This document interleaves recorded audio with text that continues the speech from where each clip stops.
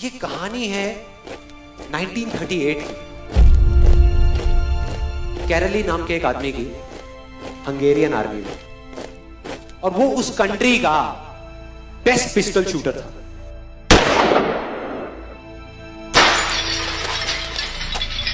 जितनी भी national championships हुई थी उस कंट्री में, उसको वो जीत चुका था। और सबको ऑलमोस्ट कंफर्म था कि 1940s में जो ओलंपिक्स होने वाले हैं उसमें गोल्ड मेडल कैरली को ही मिलेगा।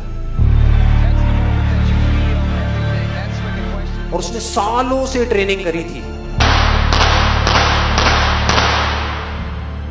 उसका एक ही सपना था, एक ही फोकस था कि मुझे अपने इस हाथ को दुनिया का बेस्ट शूटिंग हैंड बनाना है, बेस्ट बनाना है, बेस्ट बनाना है। और वो कामयाब हो गया, उसने बना लिया बेस्ट शूटिंग हैंड। सिर्फ 2 साल का फर्क था।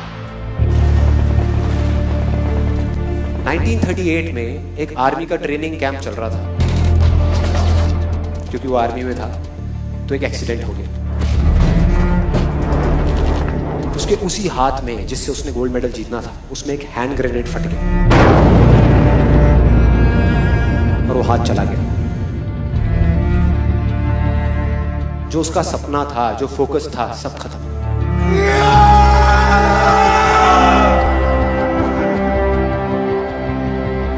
उसके पास 2 रास्ते थे। एक तो ये कि वो बाकी की पूरी जिंदगी रोता रहे और कहीं जा करके छुप जाए, या अपना जो गोल था जिस पे उसने फोकस किया हुआ था उसको पकड़ करके रखे। तो उसने फोकस किया उस पे नहीं जो चला गया था, जो उसके पास नहीं था। उसने फोकस किया उस पे जो उसके पास था।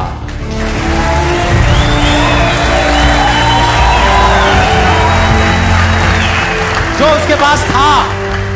और क्या था उसके पास में? एक लेफ्ट हैंड, एक ऐसा हाथ जिससे वो लिख तक नहीं सकता था। 1 महीने तक उसका हॉस्पिटल में इलाज चला इस हाथ के लिए, और सही 1 महीने बाद अपनी ट्रेनिंग शुरू कर दी इस हाथ की।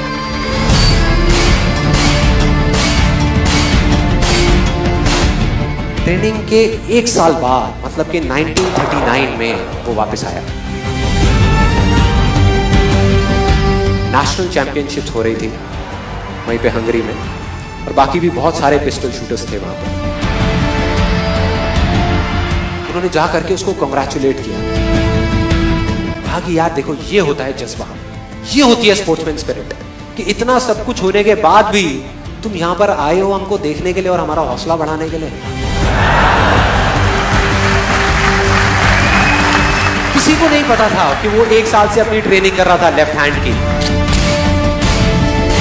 और उसने जवाब दिया, मैं यहां पर तुम्हारा हौसला बढ़ाने नहीं आया, तुम्हारे साथ कॉम्पीट करने आया हूं, तुमसे लड़ने आया हूं, तैयार हो जाओ। और कंपटीशन हुआ।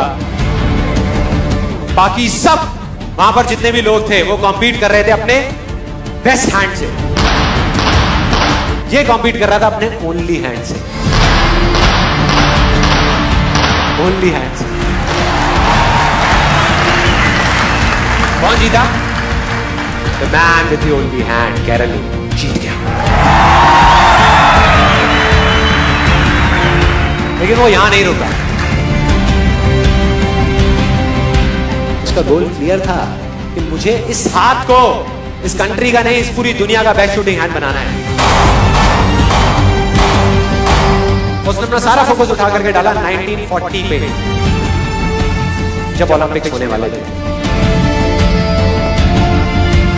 लेकिन 1940s के ओलंपिक्स कैंसिल हो गए वर्ल्ड वॉर की वजह से। हाँ।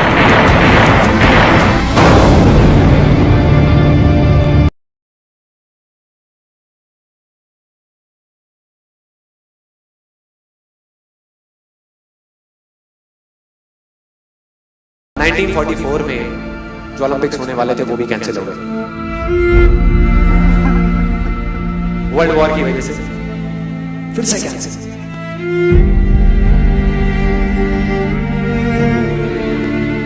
उसने अपना सारा फोकस उठा करके डाल दिया 1948 के ओलंपिक्स में। 1938 में उसकी एज थी 28 साल। 1948 में उसकी एज हो चुकी थी 38 इयर्स।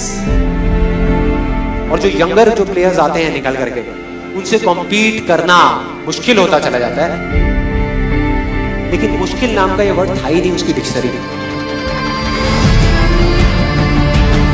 वो गया, पूरे वर्ल्ड के बेस्ट शूटर्स आए हुए थे जो अपने बेस्ट हैंड से कॉम्पीट कर रहे थे, और ये अपने ओनली हैंड से कॉम्पीट कर रहा था। और कौन जीता? The man with the only hand.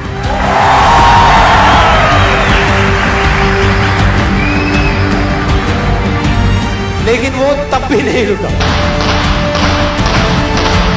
1952 Olympics, दोबारा कॉम्पीट किया उसने, और इस बार गोल्ड मेडल कौन जीता? गैरल ली। 4 साल बाद दोबारा से, और पूरी की पूरी हिस्ट्री को बदल करके रख दिया ओलंपिक्स। इस पर्टिकुलर कंपटीशन में उससे पहले किसी भी एथलीट ने लगातार 2 गोल्ड मेडल्स नहीं जीते।